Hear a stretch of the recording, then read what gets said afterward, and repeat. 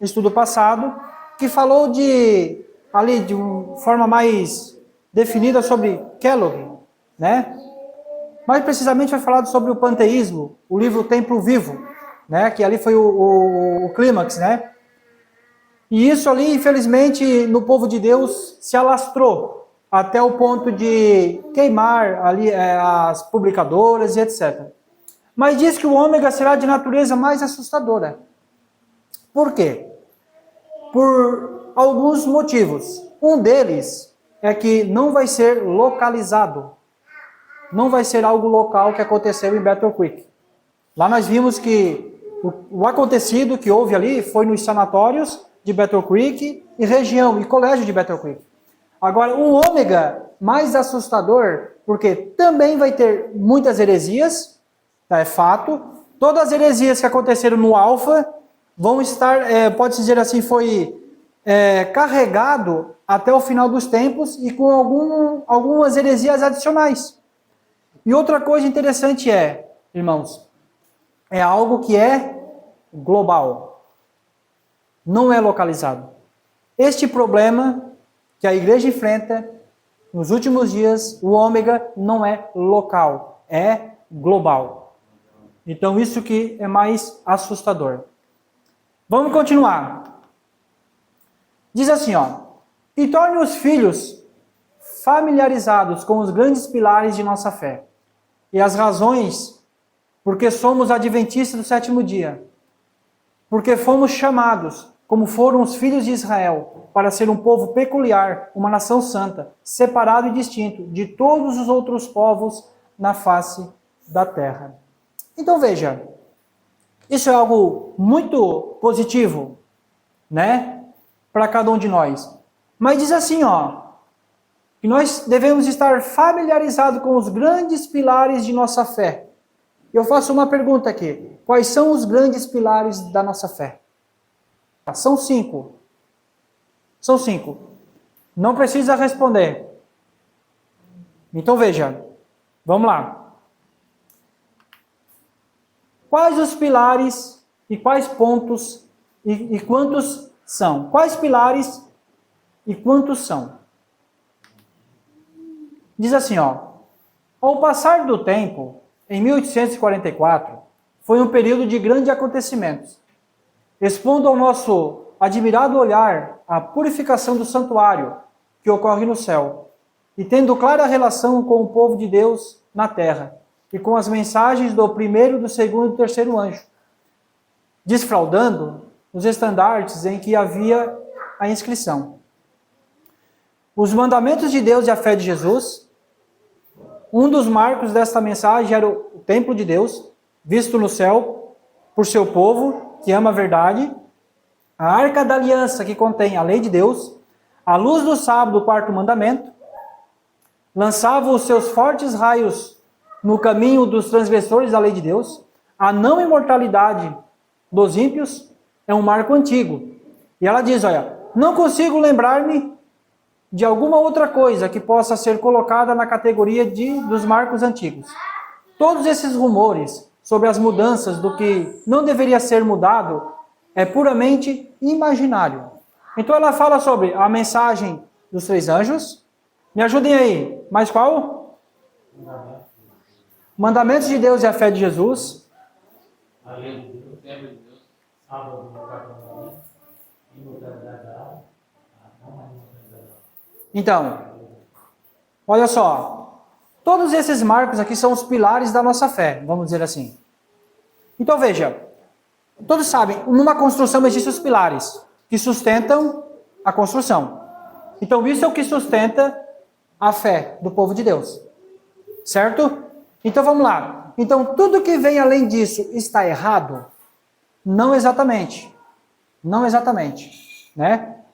Não vamos entrar neste detalhe. Então, ou seja, aqui são 5 pilares, mas nós temos 28 crenças fundamentais, baseado na Bíblia. Então, isso não significa que está errado. Não é este o ponto. Não é este o ponto aqui. Né? Ou seja, se tiver 6, 7 ou 10, então está errado. Não, tem que ser os 5. Não é isso que está dizendo. São os pilares. Né? O que sustenta a fé adventista são esses aí. Nós não vamos falar sobre isso. Mas vamos continuar aqui. Olha só, nesse breve estudo que nós vamos fazer, aqui é o seguinte, nós vamos fazer um resumo desta apostasia que vai estar assolando o povo de Deus. É um resumo. Aqueles que quiserem saber mais sobre outros e outros pontos, que existem vários, o irmão que me passou esse slide já faz alguns anos, já era para ter feito essa mensagem, eu posso estar encaminhando para vocês os vídeos, são 10 estudos da qual ele faz, que fala ali de forma bem detalhada. Aqui é apenas um resumo, tá bom? Mas quem já ouviu falar sobre questões sobre doutrina? Ali o casal ali, mais alguém? O livro Questões sobre Doutrina, o irmão César lá. Mais alguém? Então olha só. Questões sobre doutrina, o clássico mais polêmico da história do adventismo. Vamos lá. Passados 66 anos, e hoje nessa denominação, ninguém pergunta mais sobre as doutrinas. É verdade ou mentira? Quando eu fui me unir ao povo de Deus, antes disso, nos anos 2000, eu lembro, o Lorival deve lembrar mais ou menos a data melhor, o seu Antônio ia lá em casa dar o estudo, e até ele falou sobre isso. E era falado muito sobre os marcos antigos, embora ele não sabia que o nome seria esse, os marcos antigos.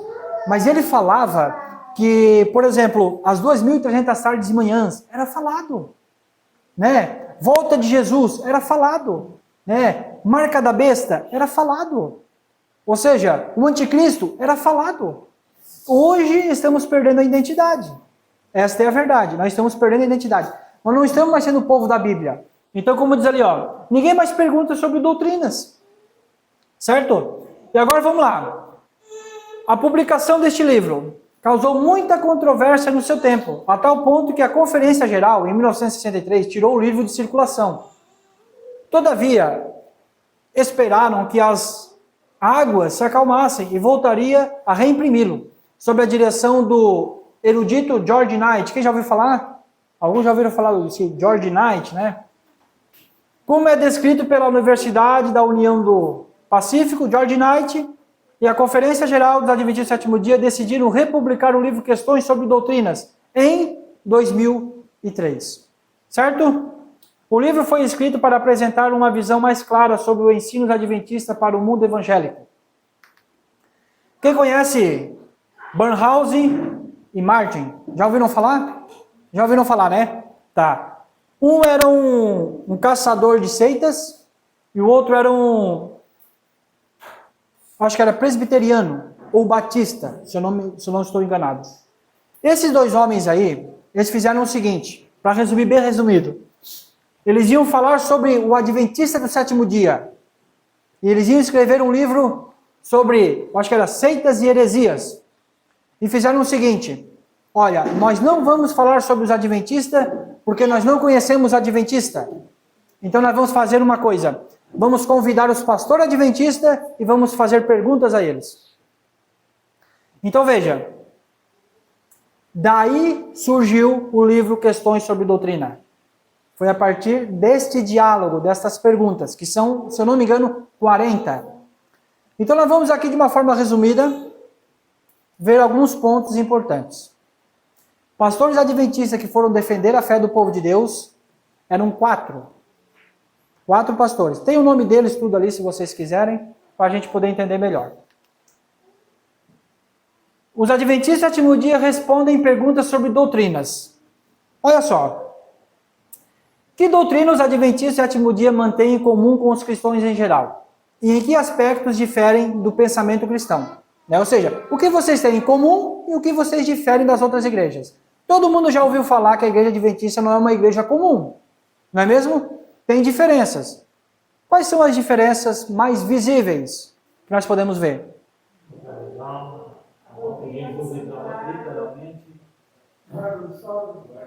A guarda do sábado e que não comemos alimentos imundos. É o que mais é dito, né? Vocês aqui não guardam o sábado, né? Então, vocês aqui guardam o sábado, né? Então ali, olha só, eles perguntaram, tá, o que vocês têm em comum e o que vocês têm de diferente? Né? Essa foi uma pergunta. Mas não vamos ver todas as perguntas, nós íamos ficar aqui a tarde toda, né? Outra pergunta. Os adventistas do sétimo dia são frequentemente acusados de negar a divindade real e a eterna preexistência de Cristo, o Verbo eterno. É exata essa asserção? É aceita entre os adventistas a crença da Trindade? Deem, por favor, os fundamentos bíblicos de suas crenças. Então veja, a pergunta foi, vocês creem na divindade de Cristo? E a outra pergunta é, vocês creem na Trindade? Então veja. A outra, os adventistas do sétimo dia consideram os escritos de Ellen White em igualdade com os escritos da Bíblia? Eles a colocam na categoria dos profetas, como Isaías, Jeremias, Ezequiel e Daniel. As interpretações que ela faz da Bíblia são consideradas autoridade final? E constitui a crença nesses escritos prova de comunhão na Igreja Adventista do sétimo dia? Então veja, outra pergunta. Vamos lá, a outra. Por que os adventistas do sétimo dia salientam tantas profecias, principalmente Daniel 8 e 9? Não seria melhor centralizarmos nossa ênfase e afeições em Jesus Cristo e na salvação por meio da fé nele? Não constituem as esperanças frustradas em 1844 um fundamento bastante instável sobre que basear as expectativas adventistas na iminente vinda do nosso Senhor? Estou vendo algumas perguntas aí interessantes, né? Falou sobre quais são, o que temos em comum com as outras igrejas e qual é a diferença. E falou-lhe também se nós cremos na divindade de Cristo, se cremos na Trindade. E falou também ali sobre Ellen White, que é uma das perguntas mais frequentes que acontece. É, vocês creem em Ellen White? Né? E a pergunta que eles fizeram ali foi, eles têm a mesma autoridade do que Ezequiel, Jeremias e Daniel? E a outra ali de baixo, que por último nós vimos, a pergunta que foi olha, vocês adventistas falam tanto em profecia, né? Não seria mais interessante, em vez de você falar sobre profecia, vocês falarem sobre Cristo, né? Essa é a pergunta que eles fizeram. Os adventistas do sétimo dia respondem perguntas sobre doutrina. É a mesma questão ali. Nós não vamos ler, tá bom? Nós não vamos ler. São perguntas também ali bem interessantes, mas nós não vamos ler. A pergunta que fez aqui foi a seguinte. Olha só, sobre a expiação e a purificação do santuário. É só uma pergunta, e vocês vão refletir. Depois nós vamos chegar lá. Nós vamos falar sobre a purificação do santuário hoje e o dom profético de Ellen White. Que são as duas respostas que os adventistas deram, e nós vamos ver quais são aqui essas duas respostas. Vamos lá. Talvez não vai ser possível ler ali, Eu trouxe aqui, e eu vou ler para vocês. Olha só que coisa interessante.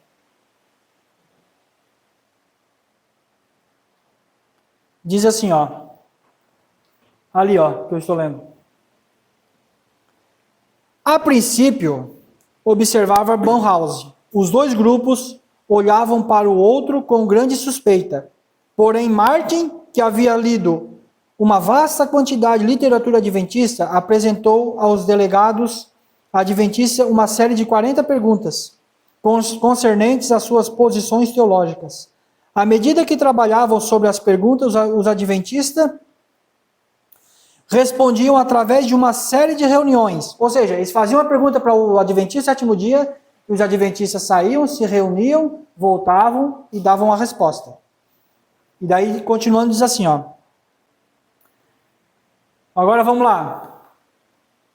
Eu vou ler ali, Deixa eu só... Diz assim: os adventistas do sétimo dia, com frequência, são acusados de subestimar o sacrifício expiatório completo na cruz. Isso é a afirmação dele. E agora vem a resposta da igreja adventista. Diz assim, de início, desejamos afirmar de maneira mais veemente e explícita que os adventistas do sétimo dia não creem que Cristo fez apenas um sacrifício expiatório parcial ou incompleto na cruz.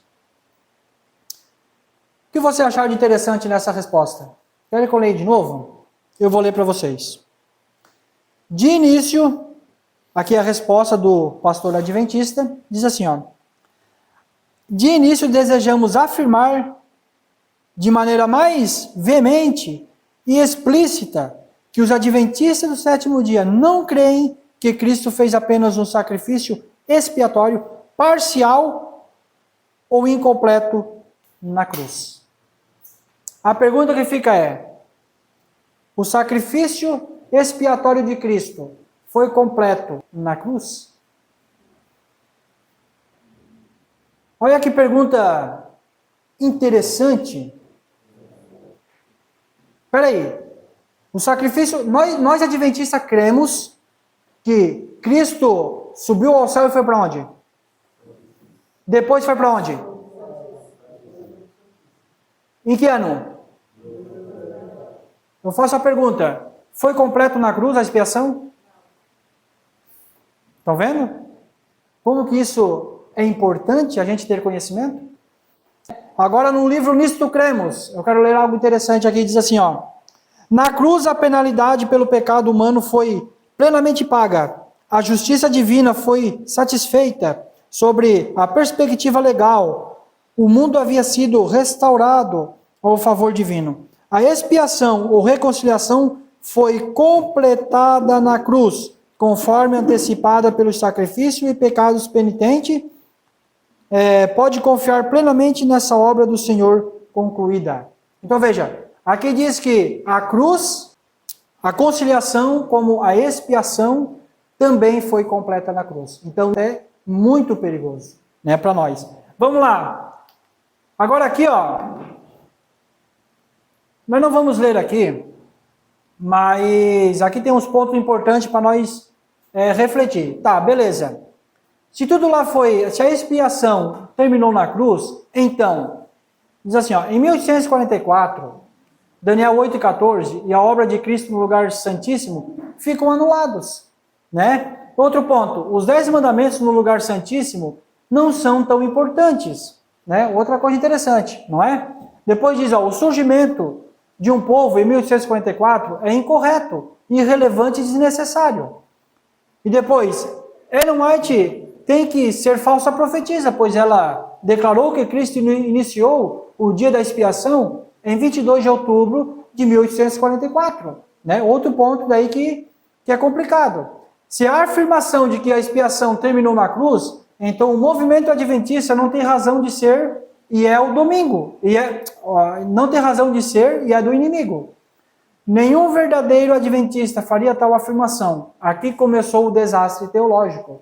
Então veja, aí a partir deste livro é que começou os problemas da qual nós enfrentamos hoje. Para nós terminar, eu queria aqui fazer o seguinte, é sobre Ellen White. Nós já vamos concluindo. Ellen White, ela começa a ser chamada de escritora a partir deste episódio, né? Ou seja, não é mais profetisa, é uma escritora, uma conselheira, a partir deste episódio. Por quê? Porque veja bem, os adventistas do sétimo dia consideram os escritos de Ellen White em igualdade com os escritos da Bíblia? A pergunta, né? Eles colocam na categoria dos profetas, como Isaías, Jeremias, Ezequiel e Daniel.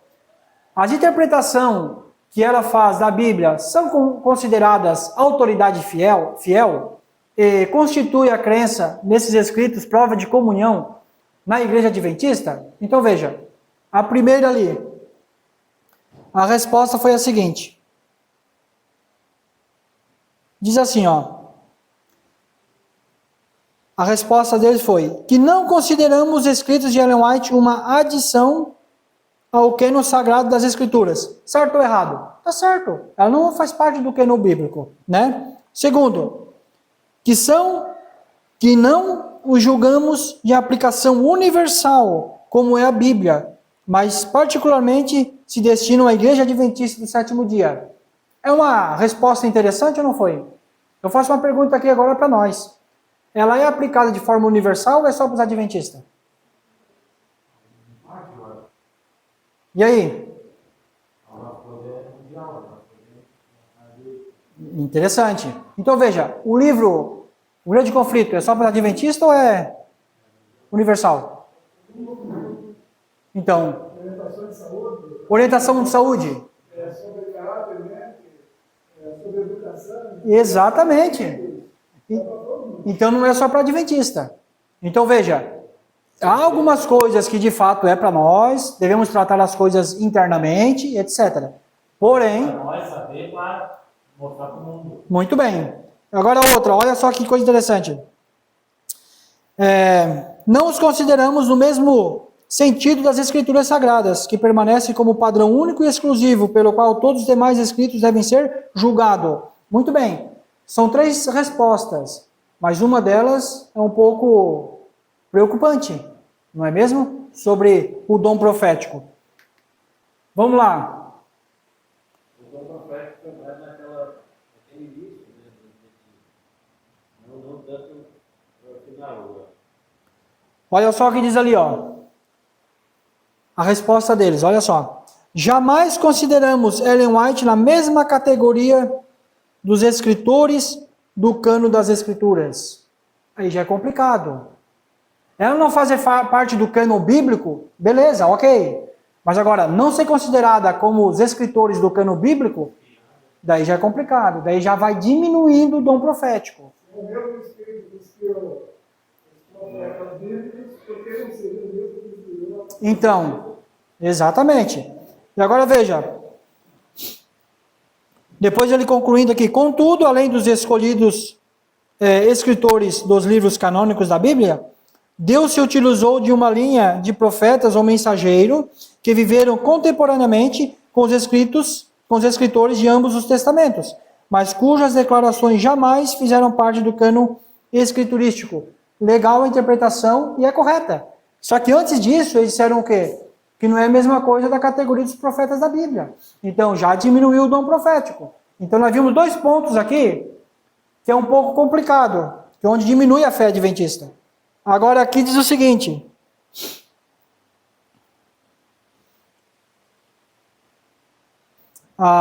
Eu vou ler aqui a pergunta. Tem os adventistas do 7º dia mudado quanto a algumas posições divulgadas por certos adeptos nos primeiros anos, cujas citações ainda circulam? Tais citações não representam incorretamente os ensinos atuais da liderança adventista? E agora a resposta diz que, como adventistas do 7º dia, cremos que a luz da verdade bíblica é progressiva, né? Até aí tudo certo. E deve brilhar mais e mais até ser perfeito. E temos procurado andar na luz progressiva da verdade. Jamais conduzimos por credos formais e fixos. Legal. Isto é a verdade. Até aqui e não mais além. Ellen White está entre nossos principais escritores da igreja. Então aí começou a ser chamado de escritora. Então as pessoas hoje, para não ser considerado seita, não diz mais profetiza, já chamam de escritora. Então nós vimos aqui só 2 pontos, da qual houve aí, pode-se dizer, um marco na apostasia ômega nesses nossos dias em qual nós vivemos. E um deles foi o quê? A expiação. Infelizmente estão dizendo que a expiação ela foi completa na cruz, e isso não está certo. Sendo assim, Cristo não subiu ao santo, depois ao santíssimo. 1844 perde todo o sentido. E o pilar da nossa fé foi atacado e está sendo atacado até hoje. Por que hoje não prega mais sobre profecia na igreja? Por que não falamos mais sobre a volta de Jesus? Por que não falamos mais sobre isso? Porque isso já foi construído desde 1956 ou 57, quando foi publicado este livro. Então os adventistas do 7º dia, para não ser chamado seita, baixaram a norma. Baixaram a norma. E outro ponto interessante, que também a gente não vai falar, mas aconteceu nessa reunião, foi a questão da humanidade de Cristo. Porque se Cristo tinha a mesma natureza de Adão depois da queda, eles julgavam ser um pecador. Então vocês creem que Cristo pecou. Então se ele pecou, ele não é Deus. Entende? Por isso que os adventistas começaram ali a amenizar essa situação. E para não ser chamado de seita, também disseram que Jesus veio com a natureza de Adão, né? Antes da queda. Porque senão nós vamos ser chamados de seita. Então ali começou todo o problema teológico que nós vivemos hoje na igreja. 2 grupos. Um grupo de um lado e um grupo de outro lado. Infelizmente isso se alastra até hoje. Isso não resolveu o problema, porque ele passou de chama da igreja, de seita, mesmo assim, né, mesmo se assemelhando com tudo que eles falam de errado, é incrível. Né? Continuamos sendo seita. Então não adiantou na chamada. Não adiantou. Prejudicou. Na verdade, prejudicou. Como o irmão aqui colocou. Ainda somos considerados seita e a nossa norma a gente baixou e nós temos aí sofrendo as consequências até hoje. Vamos lá. Pensais que minha fé nesta mensagem irá vacilar? Olha o que ele te fala. Penseis que posso ficar calada quando vejo ser feito algum esforço para remover as colunas fundamentais da nossa fé? Eu estou tão cabalmente estabelecida nestas verdades como é possível que alguém o esteja. Nunca poderei olvidar a experiência pela qual passei. Deus confirmou minha crença por muitas manifestações de seu poder. Irmãos, foi só um resumo do que aconteceu nesta reunião, neste momento da qual ali tiveram com os 2 pastores ali das outras denominações. Estudem mais sobre isso. Você vai ver coisa ali muito importante. Você vai ver que são 40 perguntas. Eu li apenas 2 aqui. Nós tratamos de 2, mas são 40 perguntas que eles fizeram para os adventistas do 7º dia. E vimos que essas 2 a qual nós lemos ali tinha problemas, né? Nós vimos as outras ali, assim, a verdade sempre fica mesclada com o erro, né? Muitas coisas falaram de forma positiva, legal e bem interessante, né? E verdades, são verdades. Mas esses 2 pontos aí da qual eu trouxe, esses 2 pontos aí, infelizmente, a igreja vacilou, né? Então que possamos ficar atentos e novamente eu venho a falar aqui, foi um resumo. Posteriormente eu quero falar melhor sobre alguns pontos específicos, né, da qual nós estamos atravessando, da qual nós estamos enfrentando, e entender melhor por que essa divergência toda, né, na igreja adventista. Talvez que isso sirva de incentivo para cada um de nós estudar ainda mais.